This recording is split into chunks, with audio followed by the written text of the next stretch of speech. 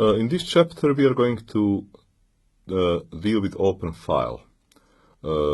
Open file is of course subject which a lot of has been written and filmed, but I will try to put some new aspect to it because it is very important subject. I will start with one game played in a Bundesliga. I think it was Bundesliga. Let me see. Yeah, it was Bundesliga between Kasimdzhanov and Li Chao. Game was played a couple of years ago. And let's see, we would have this Petrov and the open file there. But before I get to this game, I would like to show similar kind of play which happened in one blitz game of Magnus Carlsen. Let's see how it went. In Magnus Carlsen blitz game versus Kramnik, it was Berlin. Actually, anti-Berlin, knight c6, bishop b5, knight f6, castles, knight e4. I would like to actually come to the position which is of interest to us and which you would see would be very similar to our main game, Kasimdzhanov Li Chao.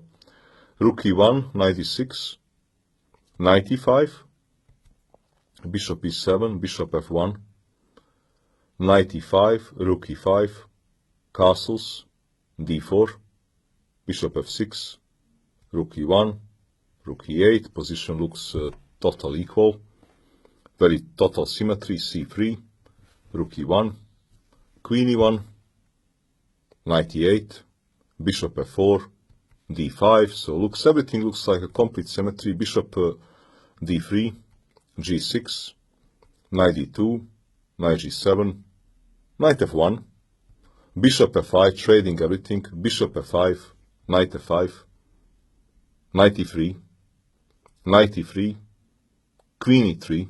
It starts to look now interesting because it was only a blitz game and I understand that people are playing fast and not paying attention, but here we come something to pay actually attention. Queen d7, because if you look, position is completely equal. Everything is symmetric, and you may argue that black is even in a good shape because according to Capablanca principle, his bishop is not on the square of his potential pawn chain, and white's bishop is on the square of his pawn chain. But what does white have? White has control over the e-file, and this is going to be a problem for Kramnik in this game. Rook e1, c6. Now Magnus trades the bishops, bishop h6, bishop g7, bishop g7, king g7, queen e7, rook e8. It is obvious that white is having advantage due to h-file. Why? Because if you would, let's say, like to trade queens, I take rook b8. Well, you're not exactly making a draw because the problem is that you cannot chase my rook away so easily. This is a problem. And at some stage white would improve his king, so black would have a problem due to passivity of his rook. So actually here black cannot really move. This is a small problem.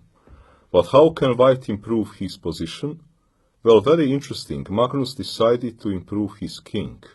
He played move h4, h5, rook e3, b6, queen e5, king g8, and now comes remarkable plan. Well, certainly for a blitz game, or even for a real game, for any kind of game. King h2, a5, f3, a4, king g3. King runs and queen is controlling all the squares. b5, king f4. This king may run even further. And here Kramnik decided to trade queens because he was in a definitely sort of a panic. And look at this pawn and the queen, actually king on f4 is very safe king. Quite remarkable kind of position. Kramnik decided to trade queens, but now he would face another problem because he maybe thought that he advanced his pawns, but would not matter. Queen d6, rook d6, check, king g7, queen e5, Rook d7, and now Magnus plays one quiet move, g3, a3. And problem for black is that according to the rules of chess, you cannot say pass. And well, if rook would move, king will come and win. Obviously, if pawn moves, king wins. And if king moves, well, then you would run out of moves. So Kramnik was forced to push move g5, give a pawn after h5, h4, f4. White is a pawn up for nothing and has winning position. The only reason why Kramnik managed to save this game was that it was a blitz game, and okay, at some moment Magnus let it slip. But now in our main game, in a real game, we will see a similar kind of play.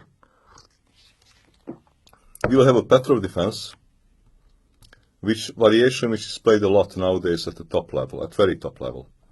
Knight e5, d6, knight f3, knight e4, d4, d5, bishop d3, knight c6, castles, bishop e7, knight bd2.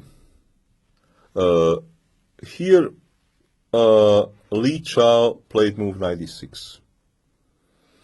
In some top games was played move bishop f5, and a similar kind of battle happened after moves rook e1, knight d2, queen d2, bishop d3, queen d3.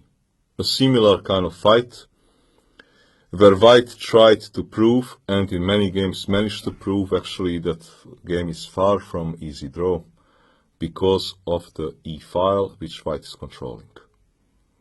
Kasimdzhanov will prove very similar thing. Let's see how his game went. Here black played move knight d6, but we will get very similar position. c3, bishop f5, bishop f5, knight f5, queen b3, rook b8, rook e1. Castles, knight e5.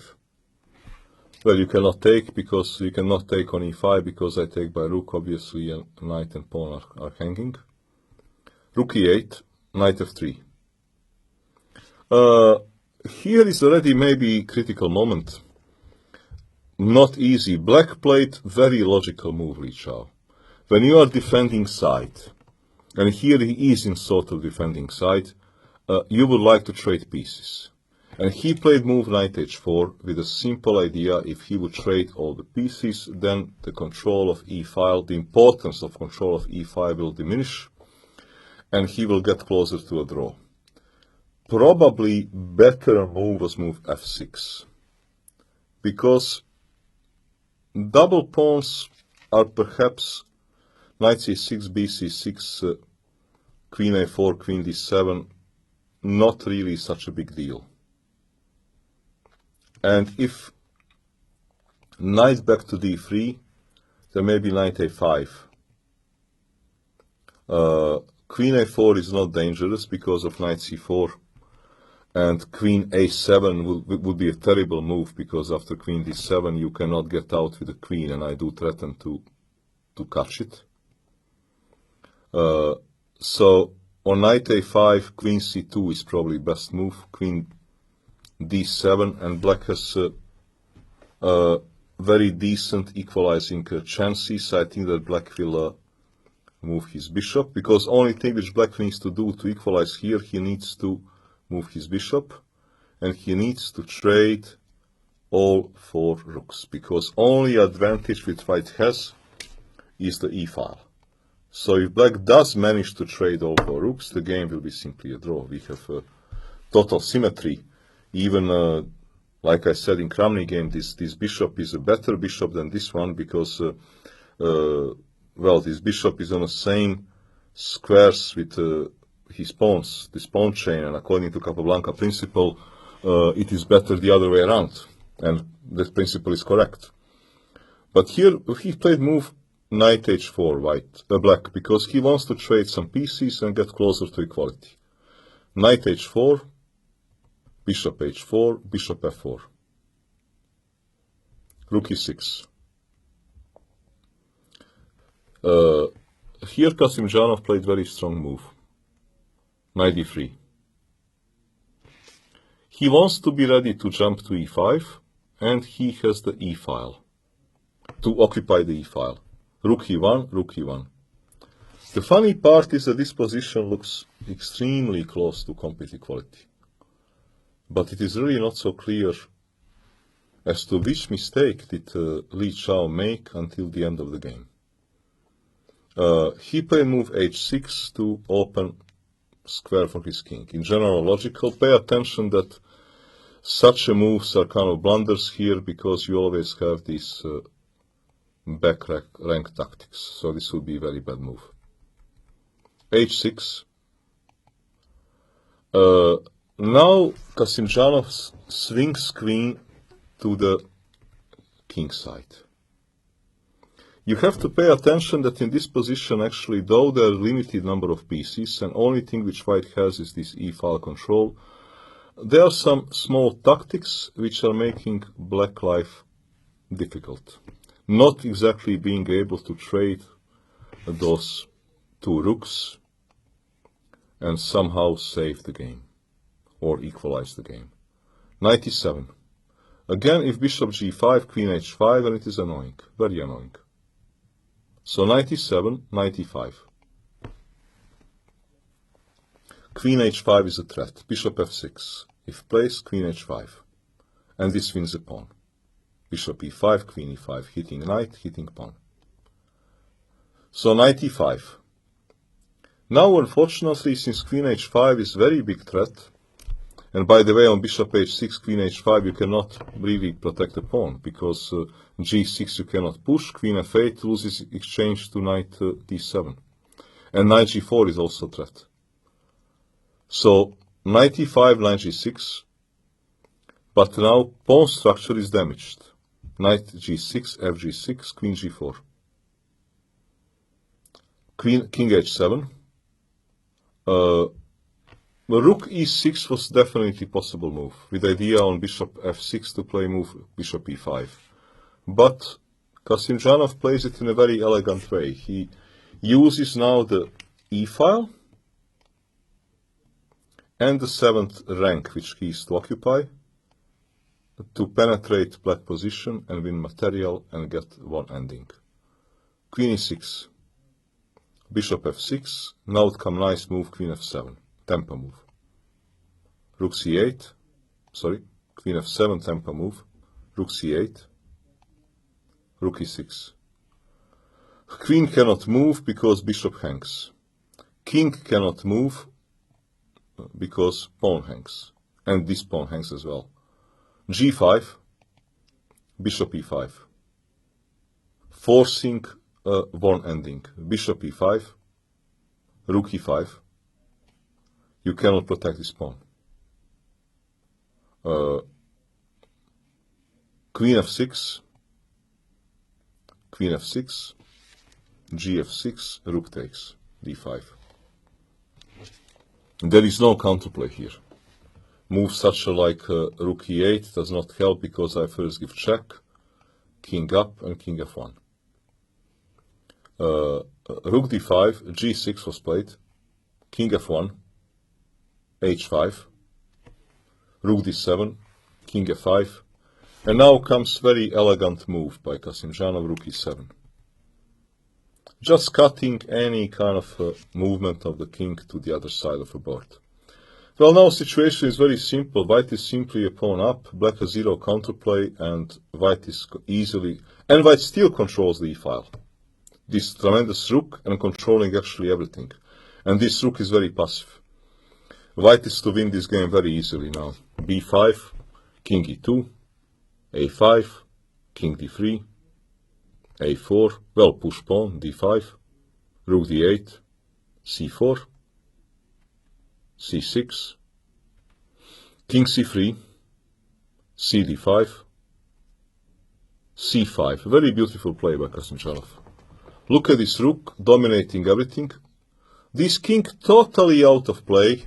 And white is simply having his pass pawn and an extra king. d4, king d3, rook c8, king d4, Rook d8, king c3. Rook d5, king b4. Black is hoping to create some active play, but there is no way. Rook d2, c6. Rook b2, king c3. Rook a2, b7. It is really nice how this rook is controlling these kings, just not giving any chances.